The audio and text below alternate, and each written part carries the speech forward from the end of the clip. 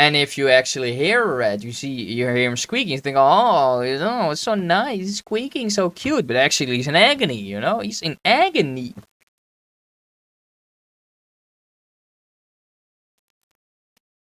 Hello, I am back, finally, with another book review. It took so long. Alrighty guys, hopefully you've all been doing alright. For me, I've been in Ireland for quite some time. 9 weeks to be precise. So that's the main reason why I could not make another book review or a short video or the short videos. So I did not have had a lot of time to make them. But still, I've been back for maybe a couple weeks, still adjusting, still had to do some finishing up work to do for school, if you know what I mean. But now I finally have some time to actually produce another video. Hopefully I can get the flow back. Hopefully at least maybe 2 takes, because this is of course a way of acting, and I haven't done this in quite some time, so it's feeling quite strange again to look into the camera, But anyways, we have the power of editing and cutting and stuff, so it's gonna be alright nonetheless. And if you want me to actually make a video where I talk about my experiences in Ireland, please let me know, and then I will definitely make a video and show you some footage of the area, what I've actually been doing, because I've been helping out a research project on European otters. So if you're interested in that, please let me know in the comments.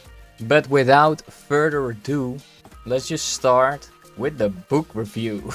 So the book I will be discussing today is How to Speak Whale from or by Tom Mustill. This book was published in March 2022, which basically means that it's quite a new book. As far as Tom Mustill goes, well, he's a British writer. He studied natural sciences at Cambridge and became a field biologist, field conservationist, if you will. After this conservation work, he started to pursue filmmaking, and he was a director of an episode of BBC Natural World, which is called Humpback Whales, a detective story. And I do actually recommend to watch this video, this documentary episode, because it's basically a filmed version of the book. So I do recommend watching it, but I highly recommend to read the book first and then watch the documentary, because it's basically the same as first reading a book of a book that has a movie, like Lord of the Rings or whatever, and then watching the movie. But at the end of the day, of course, you have to do whatever you want. Maybe you just only want to watch the documentary. That could also be a very good way to educate yourself on this topic without actually reading the book. But still, I do recommend reading. It's good for your brain, Anyways, and if you want to see the trailer of this documentary, the link is in the description. If I don't forget it, of course. So what is the book actually about? Well, the book is about Tom Mustill and his, let's say, quest to find answers. Because the book introduces the topic with one of his own experiences. Because in 2015, Tom Mustill, the writer, he came in contact with a humpback whale, and this humpback whale actually crashed on top of him and one of his friends, and that video is actually on YouTube as well. If I don't forget that one too, I will put that one in the description. Probably if you search 2015 humpback whale crashing on kayak kayak, I don't know, little boat thingies, then you will definitely find it. It's a old video, but it's very intimidating to see actually. So that's generally how the book is arranged and what the perspective is. So it's always through the perspective of the writer himself, because it's his journey. It's his journey, and he takes you with him, you know. He describes the people he's meeting. It is like reading a documentary.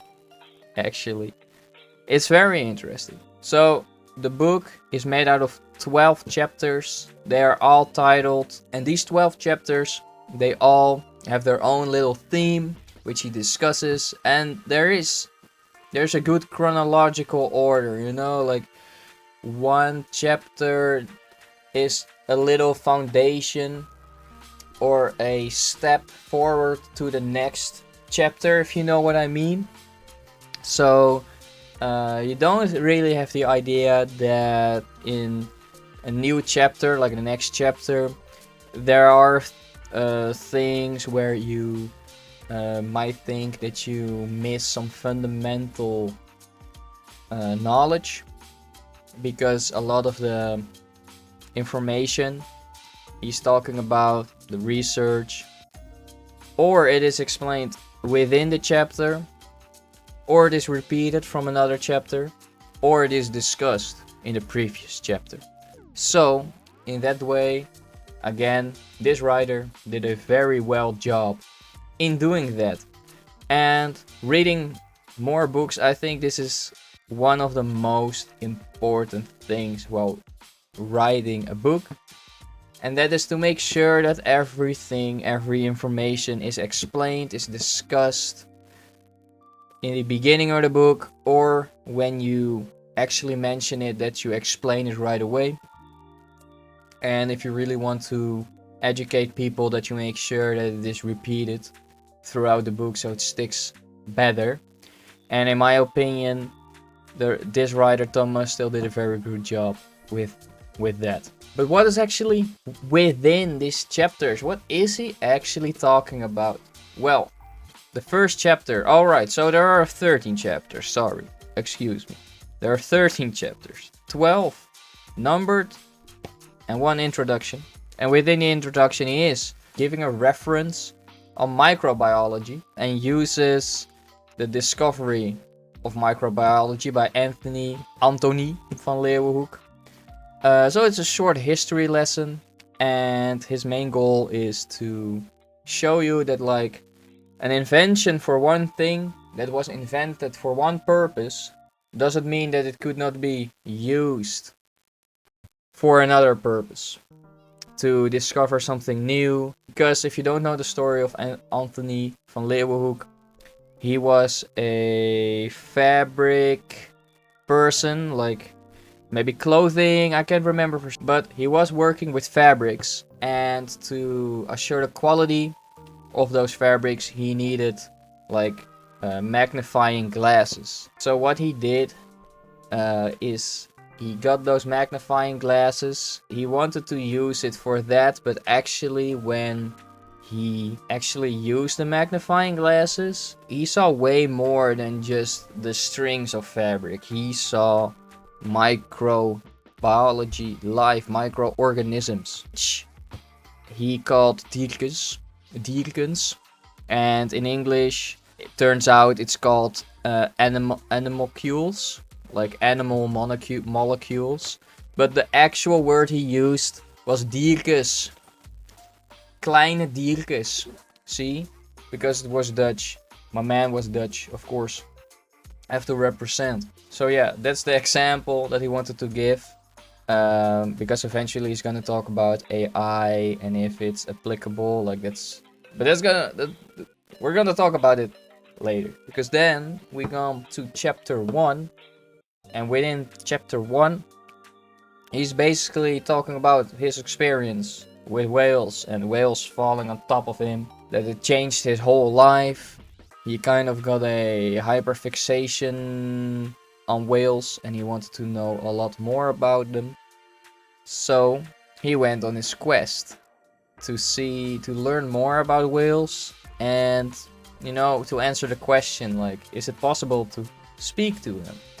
And his main goal is, of course, the conservation of whales, which is very important, of course, because it's like till this day still not going good. It's not going very well with the whales. So yeah, that's also a big point in the book that he keeps addressing, is how bad we are for the environment and for the whales. Well, but you know, the thing is, it's all true. It's all true, unfortunately. Anyways, to not make it too grim, we go to chapter 2. There he is talking about the history of whale protection and how it came to be, and that like the father of whale protection is like Dr. Roger Payne.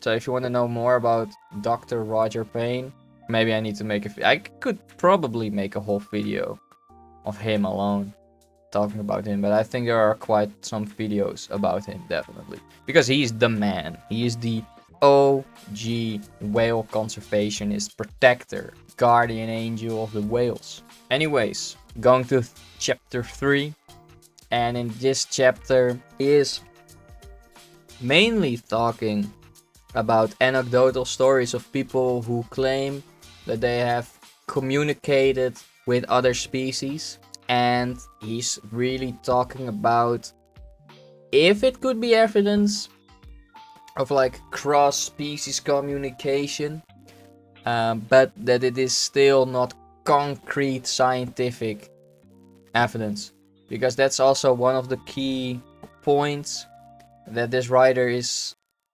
really holding on to, and that is concrete scientific evidence, which I really do respect, of course, because he wants real concrete answers. So yeah, he does use this as some examples, like people claim anecdotally that they have communicated with animals, and in his writing you can kind of feel that he does want to, and maybe he actually does believe. He does believe it. You know, I personally would also like believe it, because communication is it's such a broad way, because it's so broad, because what is communication? Hello, the editor Northern Wolfie here, because in this first take I actually fumbled explaining what communication is. I made it way too complex, because it is very easy, because in communication you have the sender with a message, and you have a receiver who gets the message and changes its behavior according to that message. So it all has to do with signals, and you have always a sender and a receiver, and that can be basically in any form. And it's very easy to explain this, because it is all within this amazing book, Behavioral Ecology. It's an introduction even, it's not even going very deep. These are the fundamental basics. And it's talking about a lot of stuff, and there's a whole chapter on communication as well. So if you're interested in me explaining some of the topics within this book, please let me know. Maybe I'll immediately start with communication, but to understand communication more deeply, I have to address a lot of fundamental things that are explained earlier in the book. So anyways, if you want me to talk about this book and animal behavior, please let me know in the comments. Furthermore, check out the merch. Check out the merch shop. Go click the link in the description. I don't really make money with the merch. It's mainly to show the support, you know, and to spread the Northern Wolfie around. So if you want to check out the Northern Wolfie merch site, feel free to do so, link in the description. Alright, moving on to the rest of the video. Then skipping chapter 4, going to chapter 5, he mainly talks about the brain. So if you're really interested in neuroscience, there's also a part that's talking about the brain, how complex it is, and if it's even possible to compare an animal brain, another animal brain, with that of a human. Let's say a dolphin brain, human brain, chimpanzee, maybe bonobo brain and a human brain. Like, are they comparable or not?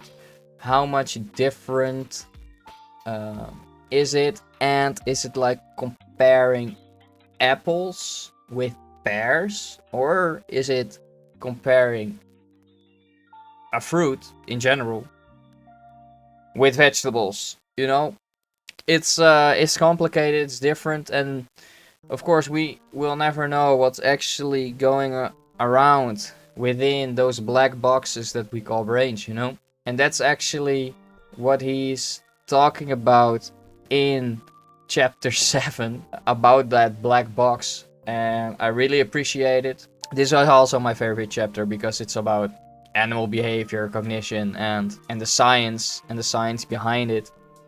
And he is really stating how complex it is, how difficult it is to have real concrete proof of something, because you can only see what the animal is like actually doing, like behaving, like reacting to things, but you cannot really know what the animal is doing with the impulse that he gets. You know, you get what I mean?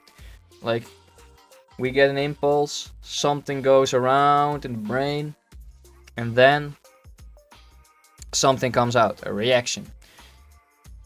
But how much is that reaction altered by the brain or something else? Who knows? You know, because we have hormones, we have this, we have that, it's very complicated.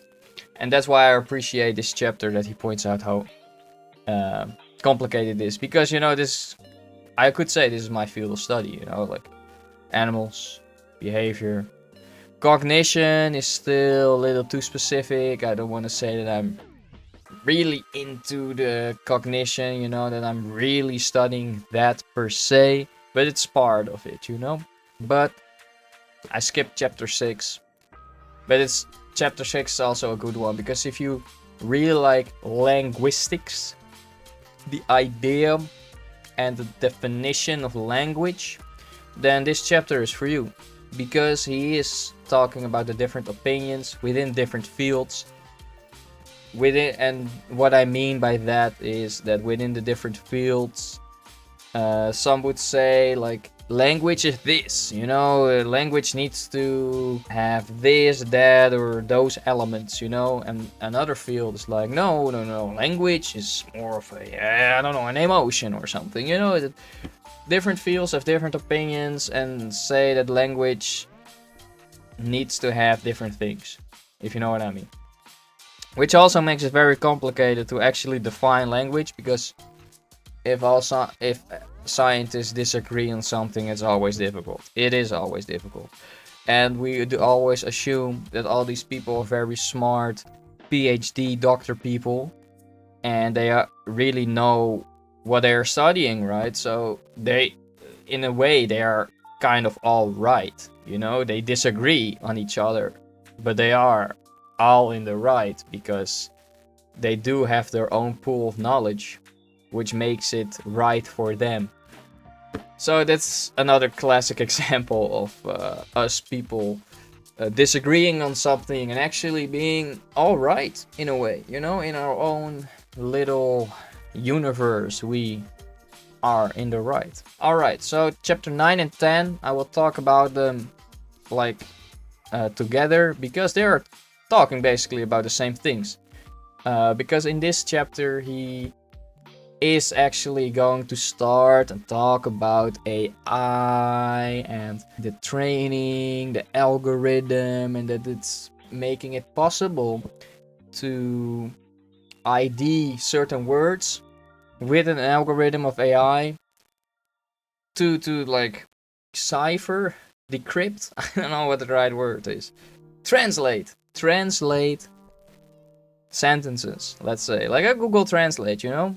That it's recognizing certain words. And with this, of course, the example that he's giving, or the context that he is talking about this, is of course within Wales. So echolocation, sounds, clicks, you know? And with those recordings, if you give it to an AI, that AI can figure out like, oh, this little peak or wave is maybe a word or something. So if you have like all different like clicks and peeps and squeaks and things, those are like all kind of words, and theoretically if an algorithm would figure all those thingies out, then you can make the sentences. So he's basically talking about that. For me, it was really interesting to read it, because in my mind I was thinking maybe this could, because this does not only have to do or could be applied to whales. Like whales might actually be easier to decipher because they are so smart. There might be some sort of hidden theory behind their language, you know, like for us, our linguistics, they do have theory behind it, you know, grammar, this and that. Maybe whales also do have rules within their language, right? And if an algorithm could figure out the rules of the language, then I think it would be way easier to crack that code, right? But in my head, I was thinking maybe you could also apply this to like marmosets. You know, marmosets, they only use like real, like whistles and beeps, you know, but different frequencies, if I'm correct, because I've not really read that much about marmoset language. I know there are studies, and I am going to read them. Maybe I'm even gonna make a huge video out of them. Maybe about animal language as well. If you want me to make a video about animal languages, please let me know, and I will definitely talk about animal languages and make some sort of like review on it. Overcoupelent, that's Dutch, sorry. But a general video about animal languages. If you're interested, let me know in the comments. Anyways, so I think it could be applicable to all kinds of animals, actually, that make use of sound. Animals that use behavioral cues, you know? I think it might be a little bit harder to let the algorithm know, because we can also relate, right? If you see a person and you're not like autistic or something, you know, you can sometimes feel the state the other person is in, right? If they're sad, if they're mad, or if there is something, you know. As a human, a lot of times you can feel it. You can get those little cues. You are not thinking about it, but you know the cues. You feel the cues. And animals that rely on things like that, on really like body language, I think it's gonna be harder for an algorithm to figure that out, because it's a feeling, you know. It's something weird, let's say. It's something biological. If you disagree with me on this, please let me know in the comments as well, and let me know your argument for why it might be easier for an algorithm to figure it out. You know, I'm very curious what you would think. All right, back on track. I'm talking so much. Actually, I've missed talking so much. Not per se against a camera, I'm sorry, but I like talking, I guess. I like talking crap, I guess. If you think I'm full of shit and I'm just talking all kinds of bullshit, let me know in the comments, and maybe I get a little bit more professional, a little bit more structured with the things that I'm gonna say. Because now this is, I have my notes. I do have my notes over here, but there is no script. I'm just talking. It's like a presentation, like for school. I'm sorry. I'm asking way too many times to leave something in the comments. But if you're actually gonna answer all of those questions, you're gonna be a real one. You're a real Northern Wolfie. And I already thank you for that in advance. Thank you very much. The last 2 chapters, 11 and 12. In chapter 11, he addresses the fact that we as a species are quite hypocritical in the way that we underestimate the intelligence of animals. And sometimes even deny that some animals are conscious, Some people even go that far that they think that they are not even an animal. Like they see themselves above or not as an animal, Like it's crazy to deny that you're like an animal, It's great. It's great. I'm sorry. This is just crazy to me. I just don't understand it. I'm a biologist, of course. So yeah, I don't understand. If you are one of those people that think that you are not an animal and that you are human, let's say, because like animal and human are separate things, maybe for you, let me know why. Like,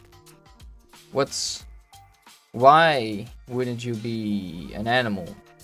Because if I tell you right now, like, I am an animal, you know why? That we are of flesh and blood. We are mammals as well. And mammals are within the animal kingdom as well.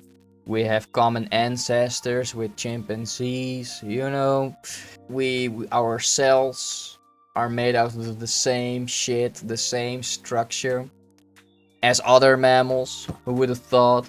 I rest my case, we are animals. If you think that we are not animals and we are something else, let me know in the comments what your argument is. I'm very curious on hearing about it, because maybe it enlightens my point of view. Maybe I even will think that we are not animals, but we are something else, But then maybe it gets more philosophical. Anyways, going with this theme of denying that we are animals and putting ourselves above other species, a primatologist, Frans de Waal, he calls it anthropodenial,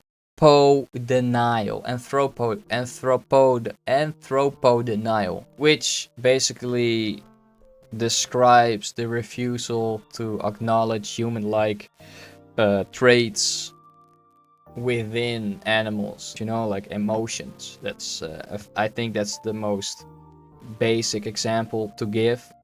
We humans have emotions. We all know we have emotions. But there are some people who don't believe that animals also can have emotions. There's a term for that, anthropodenial. I'm not gonna try to say that word again, but you know what I mean. Then he closes the whole book in chapter 12. Here he is wrapping it all up and really talking about the technology, the advancements, and mostly the possibilities for the future. Wants to answer the question, right? Like, can we speak to whales? Is it possible? Is it possible right now? Is it possible in maybe 5 years? Maybe 10? Who knows? And that's what he's talking about in the last chapter. And of course, he is also addressing his journey, what he has learned, and more of a personal note. So if you really thought that this book would give the answer on how to speak to a whale, like step 1 to 10, how to speak to a whale, or like, I have to disappoint you. The answer is not there. And basically the answer is maybe in the future, you know. Definitely in the future, I guess. I would say I'm confident. I would say definitely in the future we will be able to talk to animals through some kind of Google Translate application thing.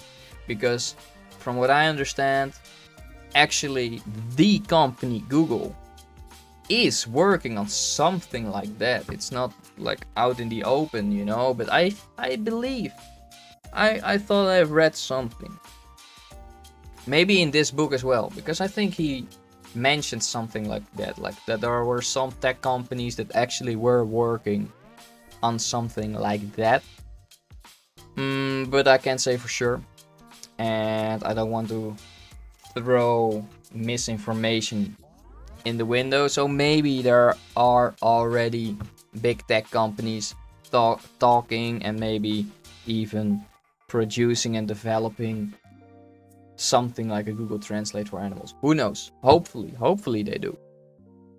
And I would very much would like to be one of the first people who uses it, because oh my god, I think that's one of my big dreams, to like talk and connect with animals on the same way I talk to another human, you know, to understand them, you know, like, what do you want, man? What do you want? It would make animal welfare and conservation so much more easy.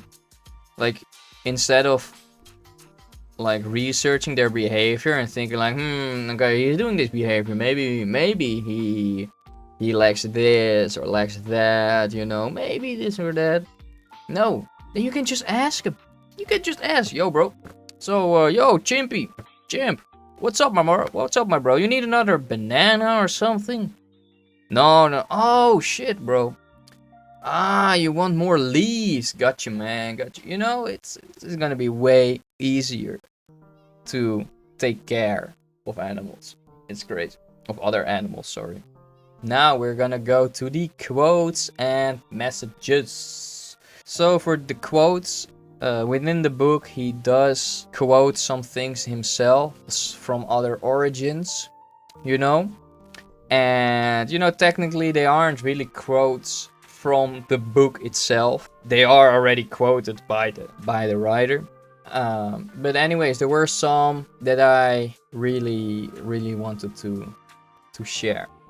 So this one is from Leonardo da Vinci, but I believe this one is from Leonardo da Vinci. So, man has great power of speech, but what he says is mostly vain or false. Animals have little, but what they say is useful and true. You know, that's the thing. That is the thing. You know, like body language, it says so much more than words. And I believe in psychology and human behavioral studies, you know. I think body language is a big thing. Yes, it is a big thing. Because we can say all kinds of shit. I'm talking shit right now. But you can see my body language that I am a little anxious and unsure, maybe, because I haven't done this in quite some time, you know, talking to a camera. Who knows? But if I'm just saying, I feel great, you know, I'm great, I feel energetic, amazing, you know. Are you gonna believe that or no? Or not? You know, that's the game, you know. That's the game. So anyways, I think it's a very good quote, you know. Gives some more respect to all the other animals, you know, who you could say are maybe more just and more truthful than any human could possibly be, because their motivation, their goals are more pure, you know. It's all about survival and reproduction, right? To the next quote, which I thought was pretty funny. This one is actually from the book itself. We can hear rats squeak, but not when they are happy. As when they become excited, such as when tickled. The pitch of their squeaks increase and is lost to us. Which means we can only hear sad rats. Yeah. I thought it was a very good quote that summarizes the whole idea of our perspective and our perception of things, and which makes it really difficult as well to research and do science on animal welfare, cognition, and behavior, because there are some things that we with our senses cannot pick up, or maybe we see things and for us they're like hostile, or maybe it's a negative behavior, you know, like maybe something aggressive, or that it looks aggressive to us. But actually for the other species, for the other animal, it's something very positive, you know? And that's what makes it so difficult to place yourself in the shoes, in the perspective of another species. It's just so difficult because we don't understand, right? We don't know how that animal is feeling. So also with like rats, they stop squeaking and you think, oh, he's not expressing himself or herself anymore, right? But actually you cannot hear how happy that rat is. And if you actually hear a rat, you hear him squeaking, you think, oh, you know, it's so nice, he's squeaking, so cute. But actually he's in agony, you know, he's in agony. He is sad, you know, it's crazy. This, if you're gonna take something from this video, please take this into account. It is difficult to put yourself in the perspective of something else. It's difficult. Next one, Ted Cheeseman of Happy Whale. Described biologist as always a day late and a dollar short. I took this as a personal attack because it's all true. We biologists don't have a lot of money if you're not into the biotechnology, of course. In a lab, if you're actually a biologist who is outside, you know, doing things, touching grass, then you're broke. That's the reality of things. You are broke. And a day late. It always is a day late. It's amazing to be to be a biologist, you know. It's always searching, always following the data, you know, always catching up. Then the last one, to be alive and explore nature now is to read by the light of a library as it burns. And I think this is so great. Well, what the quote is saying is not great. It's awful. It's awful, but the way to describe it, it's so poetic in my opinion. Like, because it is true. You know, I see this. I see this. I'm researching nature. You know, trying to make a difference for the biodiversity, right? And all around me, I still see everything declining, you know, like, and definitely if you're not even within the field of biology, you're just a hiker for a hobby, you know, your hobby is like hiking, walking in nature, and you see like the birds, but actually you don't see the fire around it, within it, that is actually all declining. Maybe I don't want to say that people who just like nature as a hobby are not aware of how much the nature is declining. I'm not saying that. I believe that that people who like nature know and have a understanding of how bad it is going. But yeah, still, it is like a burning library. It's like reading a book in a burnt library. It's a little depressing, and the only thing we can do is hope and try, right? And hope and trying always starts with me and with you. You know, if you get all the little things and you bunch all the little things together, you get a big thing. So I rest my case. And as an end note, it is a very interesting story. I already said that the writer did a great job at explaining the information, the theories behind it.